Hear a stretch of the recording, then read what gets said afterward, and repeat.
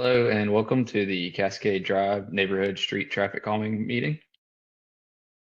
This is for Cascade Drive, and we're going to get started with just an overview of what the program is, what traffic calming is, and then we'll kind of get into the details of what we're actually going to are proposing to do on Cascade Drive. So to start out, what is traffic calming? And the Neighborhood Streets Traffic Calming program, it focuses on residential streets. It is not going to focus on highways or interstates or anything like that. It's for neighborhood streets. And we propose physical solutions that encourage lower speeds. So we're proposing things like speed cushions and that sort of thing that really focus on lowering the speeds to a safe speed, a safe and comfortable speed for all users.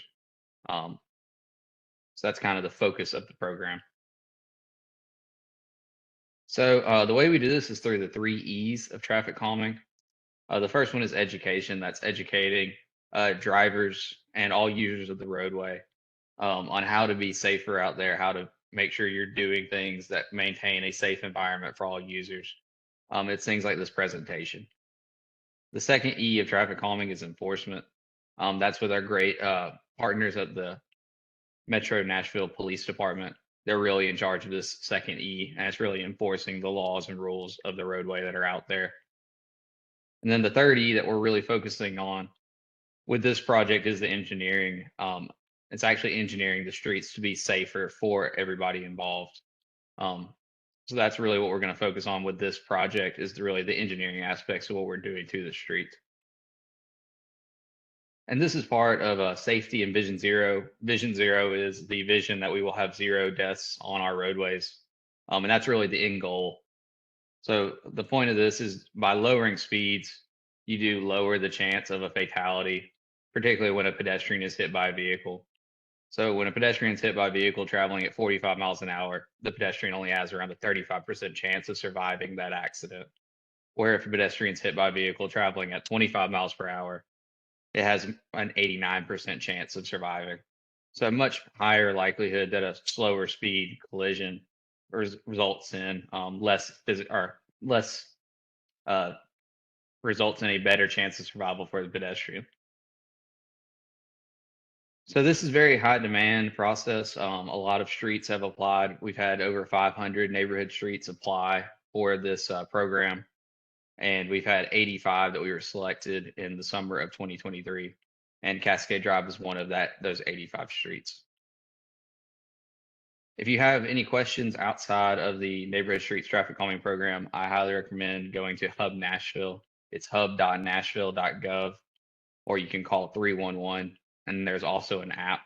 It's very, very easy to use, very easy way to get in your request sent to the correct member of the Metro Nashville government so that it can be resolved. I actually personally use this as well as a resident of Davidson County. I got some sidewalk repaired out in front of my house. So this is a great resource for anything that is outside the traffic calming program. So how your street was selected from those 500 applications. The main thing we focus on is vehicular speeds. You can see the pie chart on the right. That's the bulk of what we're looking at. And we're looking at an 85th percentile speed, which is up to 85% of the cars are traveling at this speed or lower. We're looking at that speed, and we're comparing it to 25 miles an hour, which is what we're hoping for that safe street, that safe street feel. And then we also compare it to volumes, trip destinations, vulnerable user and injuries and fatalities. So any sort of accident data that we have, and then non-driver accommodations, such as lack of sidewalks, the presence of bikeways and bus routes, that sort of thing. So there's a matrix that we compare all the streets that apply to figure out where we can prioritize traffic calming. And unfortunately and fortunately, Cascade Drive was picked.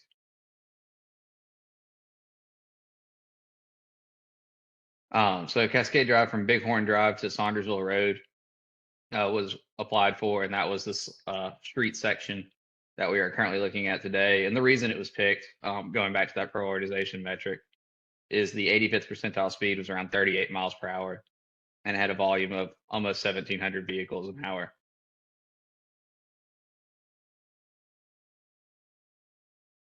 There is a Cascade Drive's a pretty wide road. It's around 38 feet wide. which is another element that pro- another element that really lets drivers feel safer going faster is the width of the roadway as well.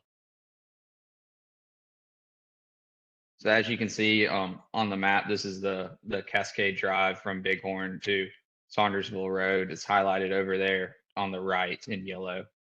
Um, just as a location map for you to see what exact stretch that we're proposing measures on. So the type of measures that we use are the toolkit that we're allowed to pull from. We'll go through those right now. The first one is speed cushions. That's kind of our bread and butter, the main thing we use.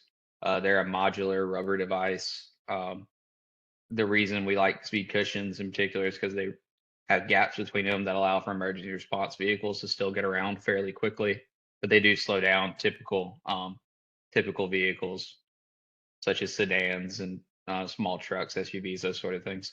The specifications are 3 inches high at the tallest. They're 6 feet wide, and then we can vary the lengths, either 7, 10 and a half, or 14 feet long. Because they are modular, we're able to kind of change the pieces around to make them as short or long as we need to, depending on the type of speed and the type of roadway characteristics that we're trying to manufacture. The next thing we have are speed tables. These are very similar to the speed cushions, but they extend all the way across the roadway. Um, we typically prefer speed cushions over to tables because of the gaps for the emergency vehicles. But we do on occasion use the speed tables as well. They're like similar to speed cushions. They're about 3 inches tall, and those are roughly 14 feet in length, and the width can vary based on how many modules we need to have to extend this table across the roadway. And these vertical measures, they do have a great impact on speed. These are some studies for some streets that we've actually instituted these measures on, and NDOT went and had before and after count data. And the average speed dropped from 31 on these streets to 22. So that's roughly a 9 mile an hour drop. And then the 85th percentile speed, it went from 37 to 25. So that's a 12 mile an hour drop. Both those 22 and 25 are in that 20 to 25 mile an hour safe zone that we're kind of shooting for our local streets. The next tool we have is a radar feedback sign. They are very good in places that we cannot institute cushions, specifically on really steep hills and curves. We can put in a radar feedback sign that will still have something there. And they have an average speed reduction around 6 mile an hour on average, and then 7 miles per hour for 85th percentile speeds. Another thing we can do is we can add some pavement markings, try to narrow that lane up, trying to get cars a little bit more uncomfortable and want to slow them down. That's something we can definitely do. Typically, this is adding edge lines, those white lines along the outside of the lanes. If we can add those in and make the cars feel like they don't have as much room to maneuver, that makes them travel a little slower and it's a little safer for everybody. Very similar idea is bulb outs and chicanes. These are typically paint and post is what we typically do, and they once again kind of make the driver a little bit more uncomfortable by narrowing the roadway up. Um, it gives you kind of like gates that you have to drive through, and then the chicanes make you have some horizontal deflection as you're driving, which makes you pay more attention to actually driving, and that you're not just able to kind of floor it and go fast going straight.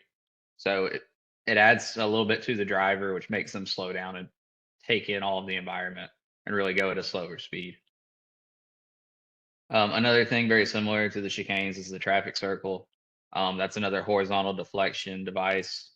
Um, it makes cars slow down and go around the traffic circle rather than being able to blow straight through an intersection, which helps calm traffic down to a safer speed as well.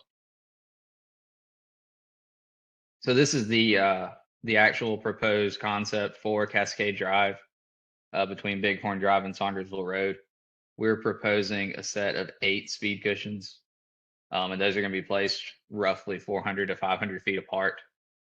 And the reason for that is the engineering studied length between cushions that really gets the speeds down to that safer 20 to 25 mile an hour mark. So that is the current process there. And once again, we're proposing a set of about 8 speed cushions. So the schedule that we're going to move forward with, um, it started with the application. We do 2 cycles a year. This was selected in summer of 2023. Then we have 2 months of prioritization and selection. That's where we do the data collection process, where we prioritize everything. We put it in that matrix, that pie chart I showed earlier, and go ahead and compare all the streets. From then we select, this cycle we selected 85. Um, and moving forward to the neighborhood meeting. So that's what we're doing right now. And we advertise this meeting through mailers. We give an overview of the program, the toolbox, the concept, and kind of the steps we're going forward. And then I'll move on to describe the online ballot afterwards. The next step leaving this neighborhood meeting is the actual design.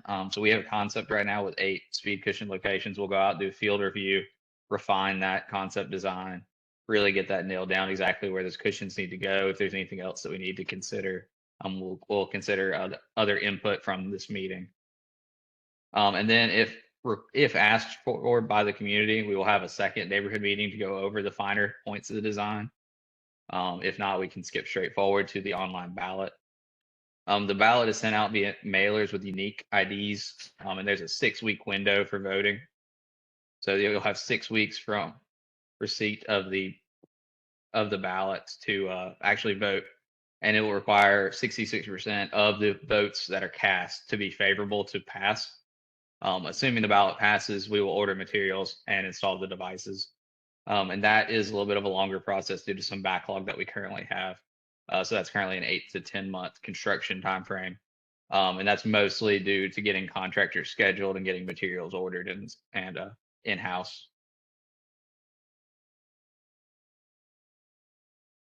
So the ballot will be sent out via mailers, and voting is open for 6 weeks. The closing date or the last date you can vote is going to be on the mailer.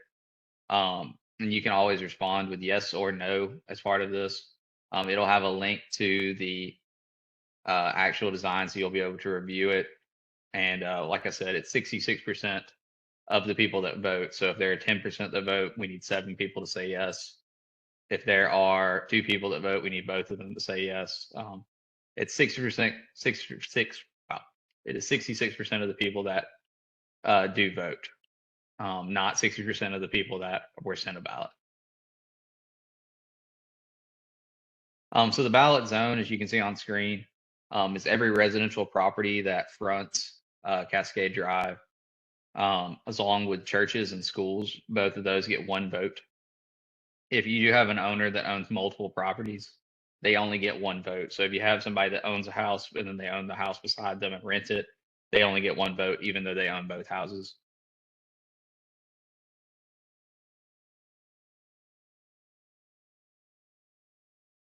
And then you have vacant properties; those are ineligible, and then businesses are also ineligible. So it's only residential properties, schools and churches that do front the road in particular, or the road in that is getting the project, which is Cascade Drive in this case.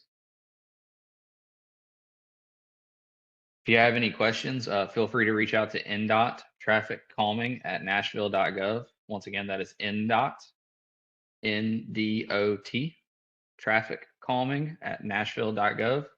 Or you can reach out to myself personally at Harrison Turner. So it's harrison.turner@kimley-horn.com. Harrison.turner@kimley-horn.com. Thank you and have a great day.